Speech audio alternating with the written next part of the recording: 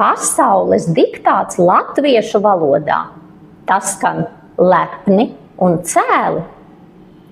Arī Valmieras sākumskolā šogad 10. gadu, gluži kā visā pasaulē, raksta pasaules diktātu latviešu valodā. Jau 3. gadu to darām kopā ar mūsu draugiem Saulkrastu novadu vidusskolu.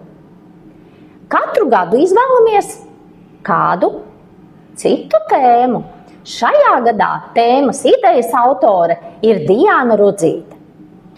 Un rakstīsim par vaļaspriekiem jeb hobijiem. Nu ko?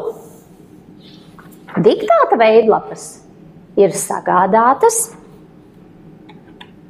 Jāpaņem līdzi ērts rakstāmrīks un varam sākt.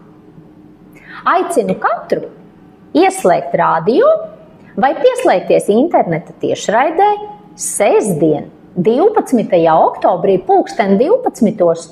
un arī uzrakstīt pasaules diktātu latviešu valodā, jo rakstīt latviski un rakstīt pareizi ir patiešām labi.